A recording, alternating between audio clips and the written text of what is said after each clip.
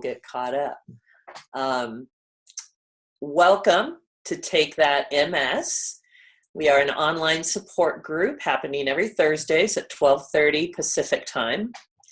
And you can access us through brightbod.com. It's brightbod.com.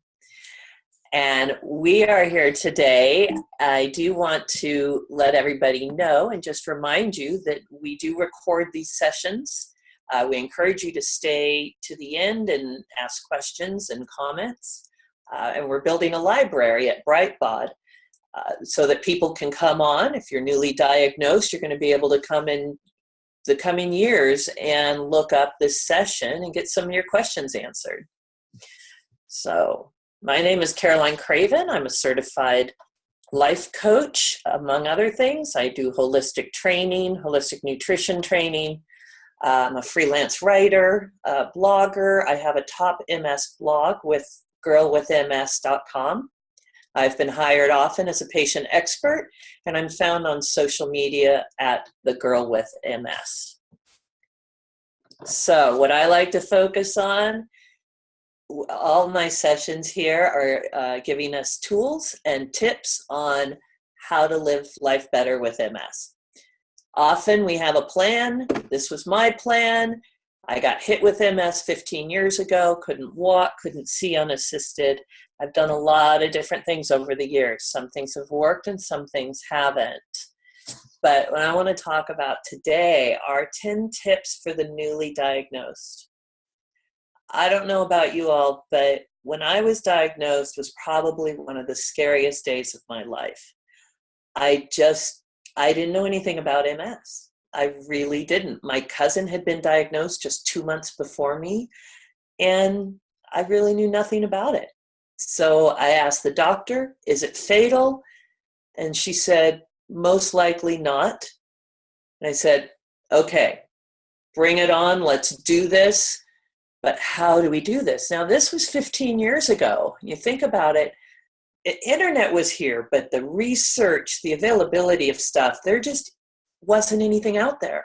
I think there were 2 books on MS, and that was pretty much it. So today we have a lot of information, and that's good. It can also be bad, but really for the most part, it's good. I'm going to go through these tips. Newly diagnosed. So you're given this illness. You're told you have MS. You don't know much about it. There's a lot of steps and tips here, but the first one that's very important is to define your circle of support. And this means your friends, your family, even going to social media. There's a great group out there called @MSPals.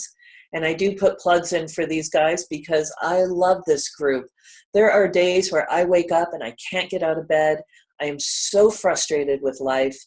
And I don't want to grouse to my family and friends all the time. I don't want to be that negative to them all the time.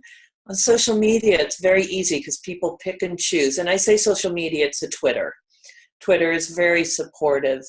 I find when you have groups like this, groups of illnesses, of conditions that people share. Good place to share information. Your family and friends. I have my core group that I know I can count on. And the reason for this is that your life is changing. Your life has changed. And you're going to want a certain amount of people that really know what you're going through. Don't hide this disease in you. Don't isolate. You want to share it with other people. One, it helps them know more about MS, but it helps them understand what you're going through. So define your circle of support and how you're going to use them.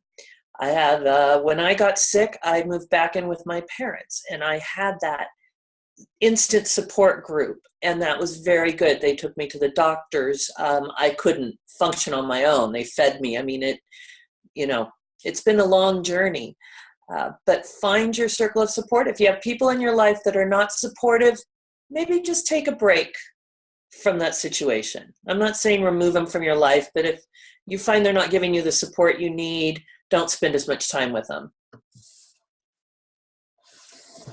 Find a neurologist that you like, and this is very important. I was very fortunate, and I do bring it back to my own experience, because I was connected with a neurologist. I had no idea any of the neurologists, of any of them. I didn't know any one from another. And she was perfect for me. She had a little bit more of a natural healing tendency. She believed in things like yoga and exercise and diet. And we ended up becoming very like-minded. And then she retired. I guess I never thought about it. I never knew a doctor could retire. And it has been the darndest thing trying to find a good one again. And I have found one since, but it was a journey and it was a struggle. And when I see what I know what I went through, and when I think about what new patients, newly diagnosed, might go through, it's scary. And try to interview neurologists, talk to as many as you can, get recommendations from your friends, because this is somebody who is going to help you with this illness for the rest of your life. MS doesn't go away. It might go into remission, it might be calmed down, but it doesn't necessarily go away. Now, I know there are theories and there's studies with stem cell and all that, but that's different. We're just talking generally, it's a progressive disease. But with this neurologist, what you're going to want to do in the beginning is determine your course of action. And remember, this course of action can change, and most likely will change.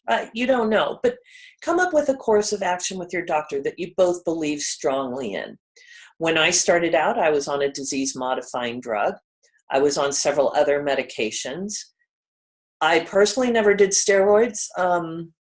My doctor did not believe in them entirely. She wanted us to heal naturally and wanted me to heal naturally and see where I came out. Everybody is different, and this is why it's very important to have a doctor that you believe in and somebody that you can trust and talk to. DMDs are disease-modifying drugs. That would be like your ABC shot, or what now they have are a lot of pills. Pills were never an option when I first was diagnosed because we didn't have them, and now there's a handful, Tecfidera, Gilenya. I know I'm missing a couple, but there's just a lot more options today. Talk to your doctor about vitamin D, and I think this is very important for the newly diagnosed, but there's plenty of studies out there that show a correlation between MS and low levels of vitamin D. You can get a prescription vitamin D, but talk to your neurologist. This is just something I think is important to follow up with. Also talk to your doctor about other supplements. There might be other vitamins that they find are necessary based on your blood work that could help you take the stress off your body as you learn to live with your illness. Tip number 3, okay, I know this can be really hard, but we want to get as much exercise as possible. I say aerobic. If you can get your heart rate up for 20 to 30 minutes, and I'm not talking, you don't have to go run a marathon. You don't have to run the stairs at stadium, XYZ. Do what you can. Just try to push yourself every day. Water exercise is a wonderful way to take care of MS. Our bodies enjoy the coolness of the water. It's unrestrictive. It's it's just very gentle on the body. Yoga, a lot of people claim yoga brings a lot of benefit to them after they've been diagnosed. I know I do. I use a gentle yoga class. I personally look for yin type yoga, things that are calming and soothing on my nerves. I have enough revved upness by my illness that I feel like I need to be calmed down at times.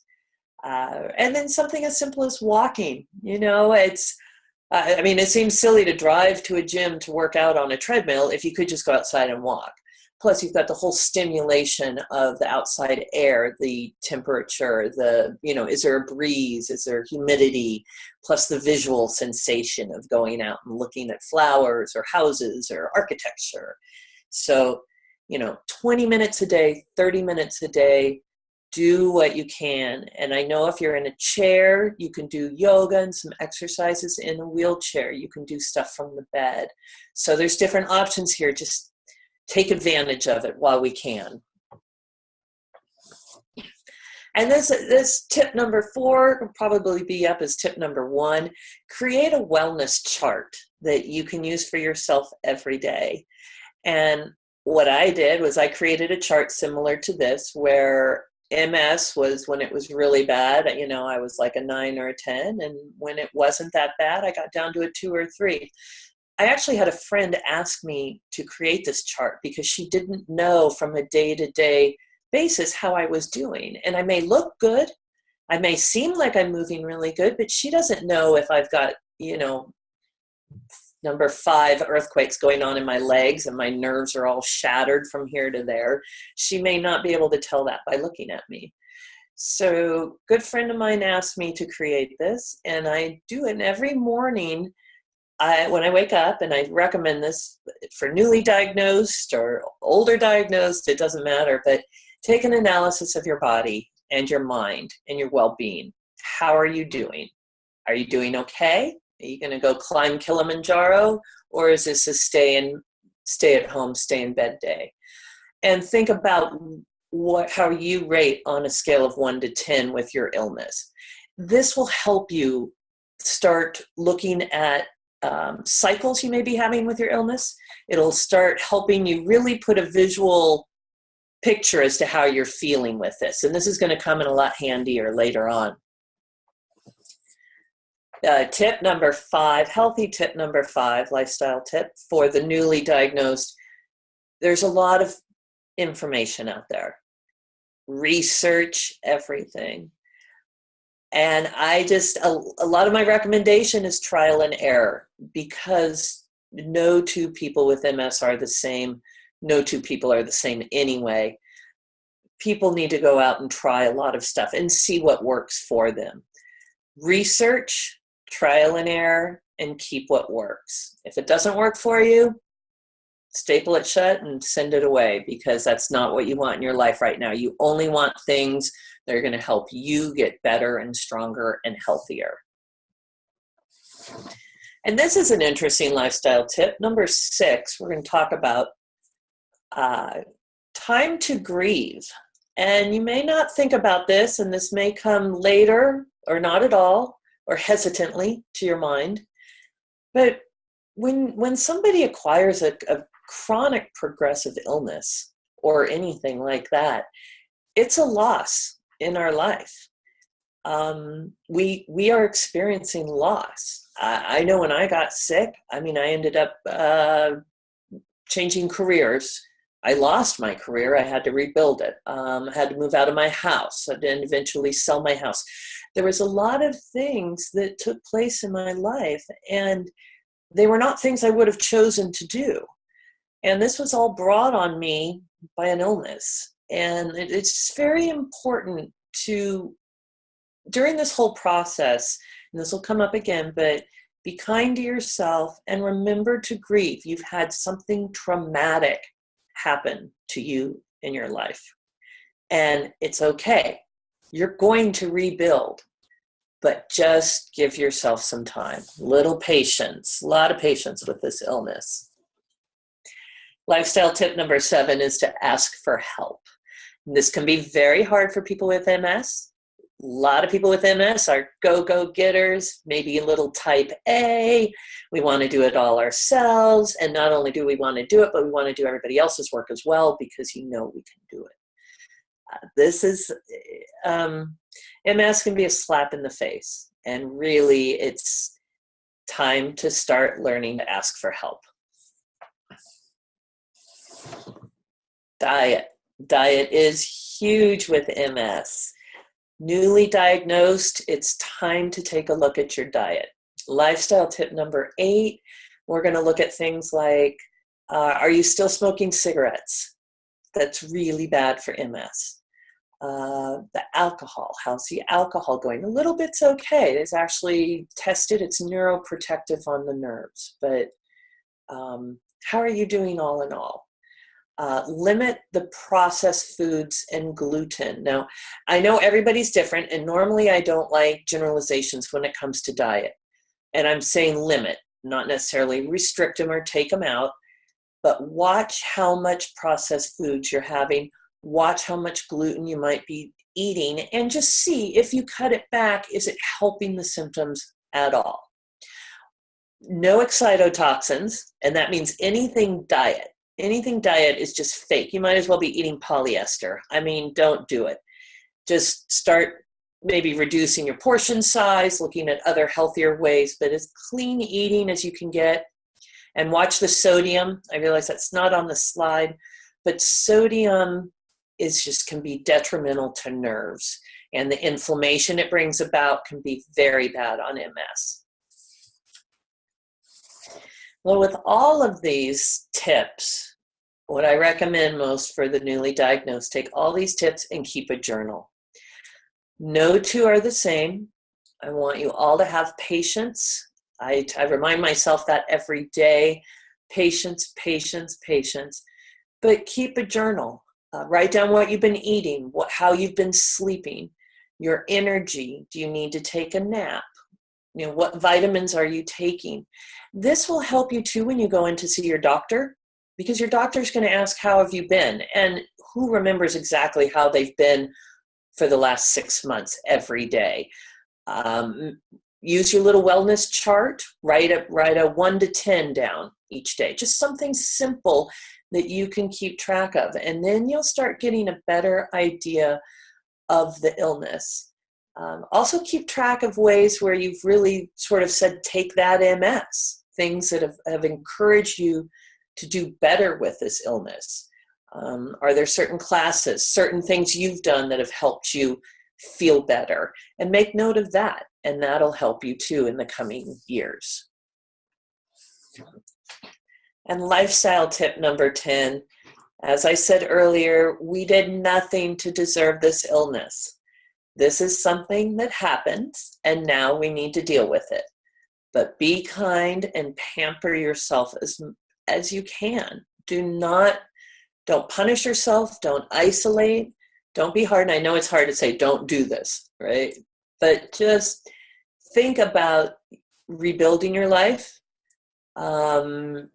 as best you can. There's going to be things that change, but then there's so many opportunities. When you start to live life and really thrive, you'll see that the MS may lead to things that you never had before, may lead to opportunities you've never had.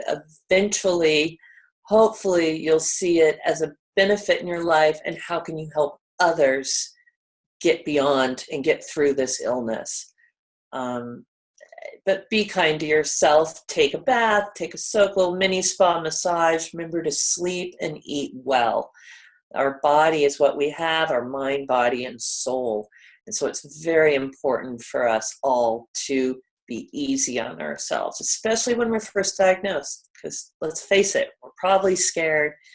But you know what? You've got this, we've got this, and take that MS. So thank you all very much. I'm going to open this up to questions and comments. I have a question. Yes. I know you said it's been about 15 years that you were diagnosed. Mm-hmm. But my question is, when you were first diagnosed, did you feel as if you didn't want anyone to know about it, or did you just let it go and have everybody?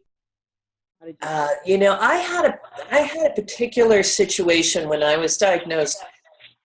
I was so sick that by the time I got to the doctor, I could barely walk and barely see. And all my friends were scared for me. We were all really scared. And she just wanted to rule out a brain tumor, which she did. And I think because and unfortunately, a good friend of ours was diagnosed with one of those the same time I had my MS, and he ended up passing away 2 years later. I think I was honestly so relieved that all I had was MS, and I know that sounds weird. I ended up, almost being happy to tell people. Like, I've got this, I don't know anything about this disease, but I'm going to learn as much as I can. and let's, put on my dukes, let's do it. Put up my dukes, let's fight this, and let's move on. Yeah. But I do know it's very tough because MS has got a lot of, as I said, mine was a special circumstance. MS has some stigma around it. And in some ways, people it's different than cancer.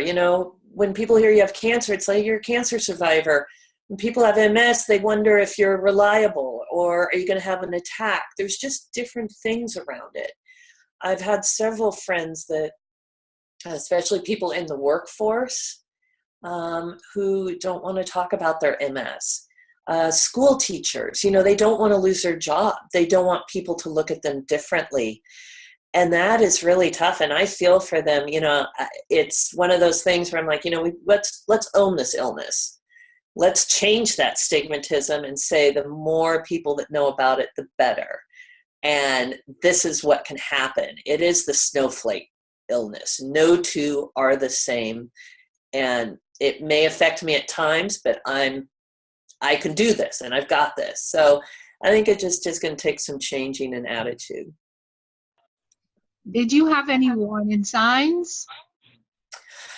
In hindsight, about a couple years before, I had had several what now were significant MS symptoms. Probably almost 10 years before I was diagnosed, I had a lot of numbness and tingling. And I remember being diagnosed or being investigated for some stuff, but nothing ever came out positive. And I got so tired of going to the doctor, I just started studying more the holistic side. I started doing acupuncture, reading about nutrition, doing stuff like that. And that was even before I got sick. And I just kept living life as full as I could. I was a very avid outdoors person. I was a whitewater kayaker. I did mountain biking up in Oregon, a lot of single track, did some races. I ran half marathons, very active. But I noticed that a couple other things got worse. One I don't normally talk about, but the urinating, frequency of urination. I was out kayaking and I thought, well, I'm just going to have to swim in the river because I had to pee. And it's just stuff that I would never have had to, I didn't think much about it, but obviously it was like MS was affected my bladder significantly. And then mountain biking, I started falling on trails that I had ridden successfully for years. All of a sudden I couldn't ride my bike through a little narrow bridge type thing that I had ridden through. And I kept having to unclip, clip out of my pedals. And I was crashing a lot more. So there was that stuff that was happening. And I woke up one day, I could not see out of my left eye. It was like someone had smeared Vaseline across the lens. But it was Sunday, and it didn't seem like something to go to the emergency ward for. It didn't hurt. I just figured, well, it'll probably be here tomorrow, and I'll call the doctor Monday morning. And it was gone on Monday, and I never had that again. So like very random little sporadic things. But then I was traveling in Guatemala and it just hit me hard, hit me like a freight train. And of course I didn't know I had it. So we were backpacking in the warm months, going in hot tubs, doing different things, traveling all over the country. I didn't know, and I wasn't staying out of the heat or anything like that. So everything just hit me hard and fast.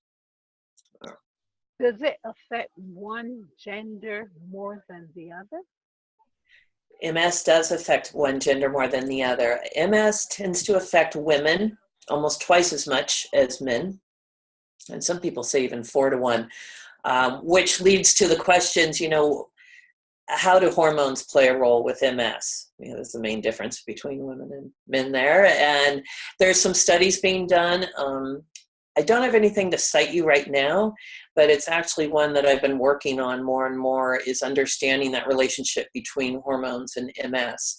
A lot of women that have MS will notice that their MS gets worse during their menses. So depending on, and then better on off times. And people will say, well, actually go into remission if they're pregnant. So there's definite hormonal connections there, and a lot of good stuff. Women definitely keep track of your calendar, keep track of your menstrual cycle, and how your MS works, because you can almost start taking care of your MS by, the week before your period, possibly taking care of certain things, being extra careful about your diet, being extra careful about getting that extra hour of sleep. So very important thing to keep in mind with this illness. Is it more a muscle? Is it more a muscle or a nerve disease? MS is a nerve disease. It is an autoimmune disease that attacks the myelin sheath that protects our nerves. But with that said, anything the nerve can deal with, it can be affected with MS. I'm not sure if I said that right. Anything that it can be affected by your nerves. So anything from swallowing to vision to senses of smell, touch, hearing. I ended up losing my vision a bit, where everything became like a blurry, jumpy double vision type thing. Everyone has a little bit different, the way the MS attacks their vision might be different. But anything, frequency of urination, pain, people often get a fibromyalgia feeling of pain, which is more of a nerve. I mean, I think of more as a muscle type effect, but can be caused by MS. So the nerves can actually cause that muscle aches and pain feeling, like when you've got the flu. Ugh, it's a horrible feeling. And then the MS hug. Now there's a popular one. I actually do not get the MS hug, but I know so many people that do. And that's where the nerves cause a constriction around your chest, literally, like around your rib cage, and you just feel constricted, and they call that the MS hug. So lots of ways it can attack us. Is there an age group that is more susceptible to this? I'm sorry, can you repeat that? Is there an age group that is more susceptible? Oh, yes, age group with MS. Most people with MS tend to be diagnosed between the 30 to 50-year-old age, so kind of midlife there. There have been some studies saying that if you're attacked later in life with MS, it could be a sign of a more progressive type of MS. I also just came across a study recently, going back to the male-female thing, was that some men, even though more women get hit with MS than men, some men get hit harder than the women do. Like I said, very random between the sexes and the ages. And there's also children and teen onset of MS, which is rare. But there's plenty of it. And that, to me, there's one thing hit me when I'm 30. I think I was 33 when I was diagnosed, somewhere around there. I can deal with it. I've learned enough in life. I'm like, bring it on. I've had a great life. Bring this on. Let's attack it. Let's do it.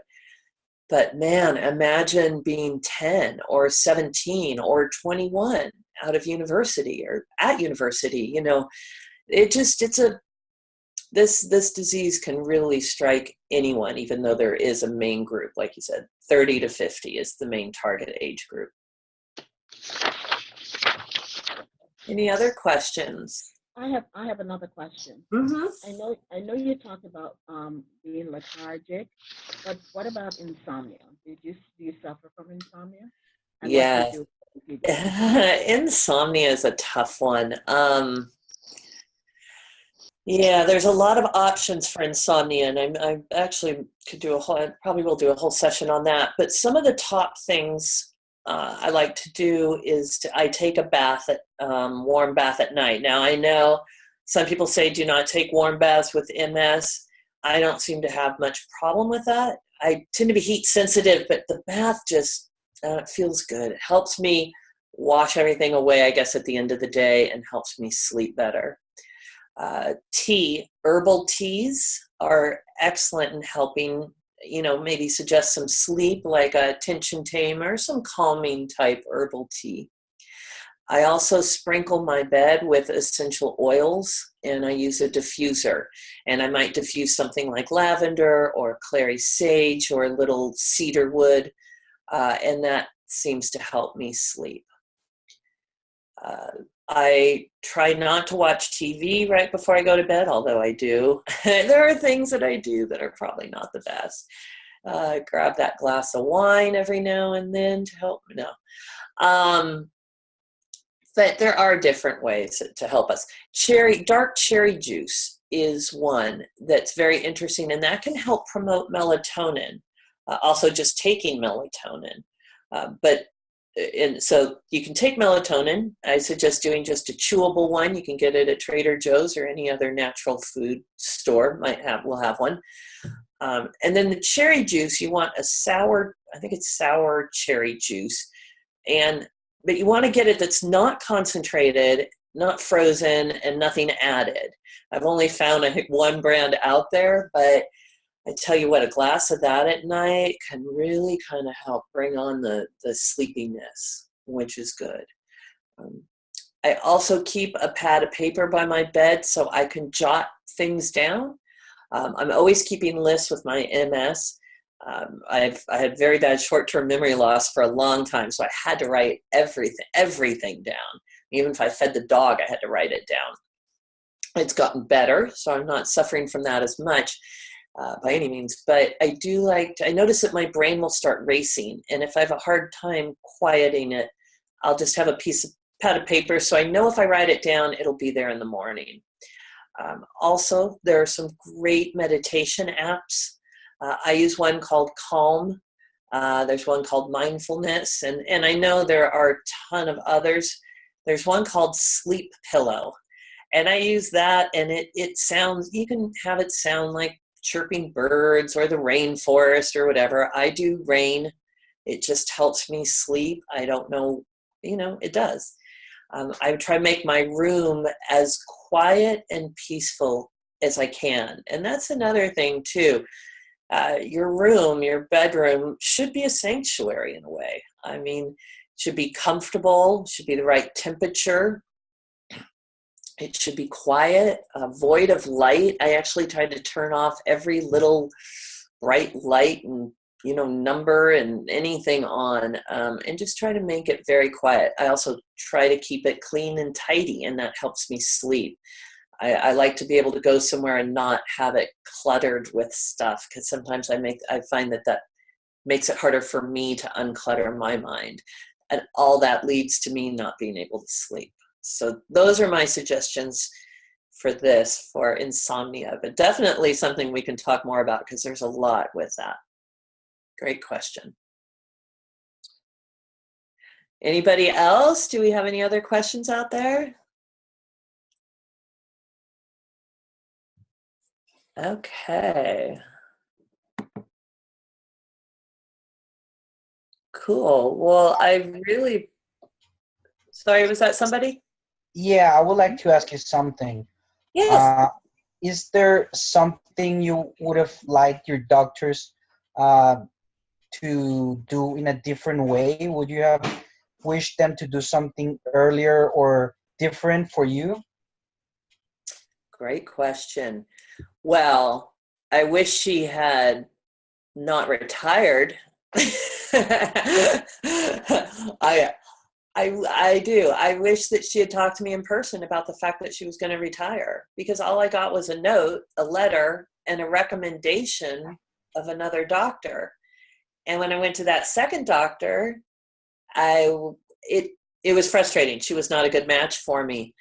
So to me, that was a huge, faux pas. I do wish that we had done that, had something better happen during that transition. But another thing is that although my doctor was open to natural forms of medicine, it took a lot on my part to have her agree with me, I think, on that. It would have been nice if my doctor had originally encouraged some more holistic type healing. She was open to it, but it was me bringing it to the table.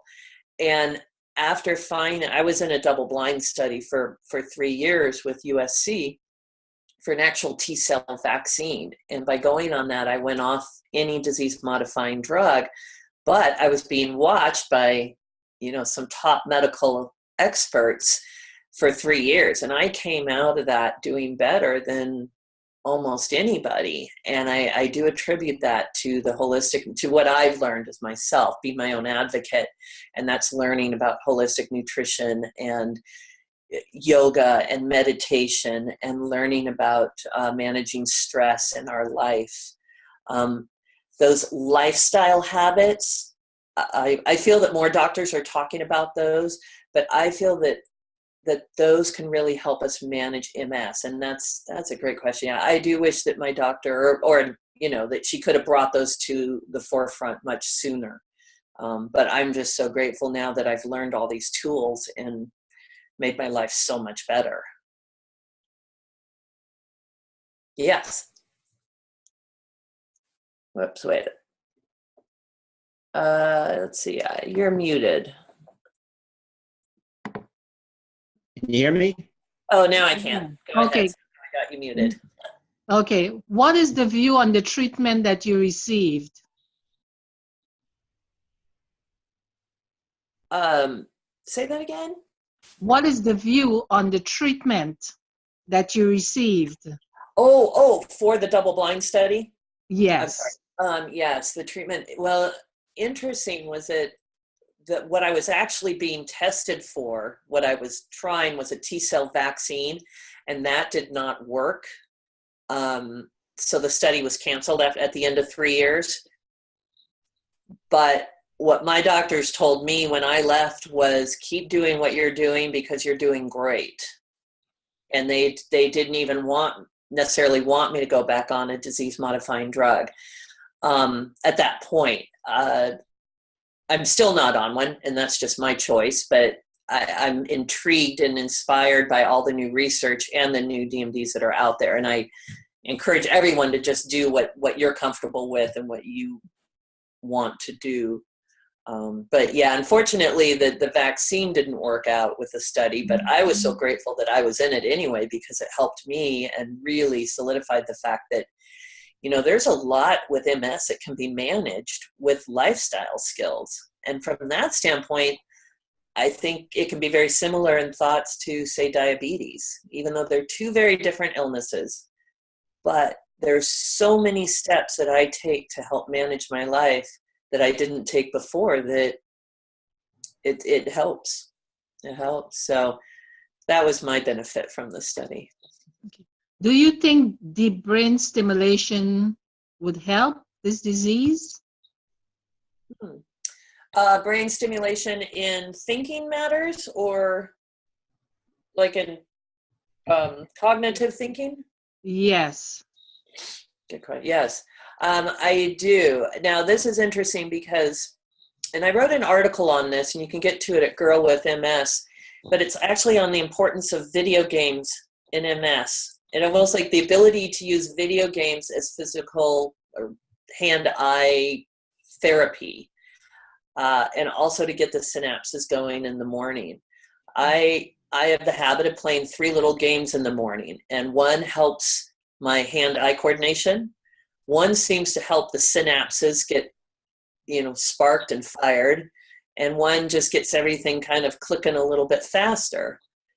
Now, what's interesting is that there are those days where my scores will be terrible, and I know that means that my MS is acting up.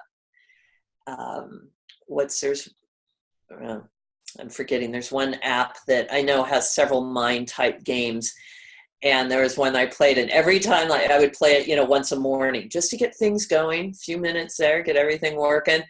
And on days where my score may be half or just significantly lower than what I'm used to, I know that I'm having some cog fog issues, and it's brought on by the MS, and just take it and know that I have it, and don't do anything important that day, like sign financial contracts or things like that, because I'm not on my A game. And no matter what I do, I won't be on my A game that day. And that's just something I've learned to live with. I don't like living with that. I'm used to always being able to be on my A game, but it's MS. And sometimes, as you guys know, that cognitive thinking is just not there. But I Okay, must say that go ahead, Joey. I'm sorry, what? I No, was I- just,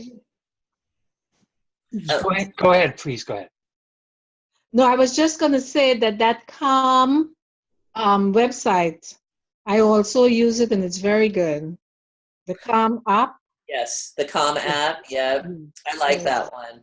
Mm-hmm. I like that one. And the sleep pillow, just because I can flip it on. The problem with the sleep pillow is that I know that it runs for like an hour and 15 minutes. And so if the rain stops and I haven't fallen back to sleep, then I know I've been awake that long, and I think, oh, why am I not sleeping?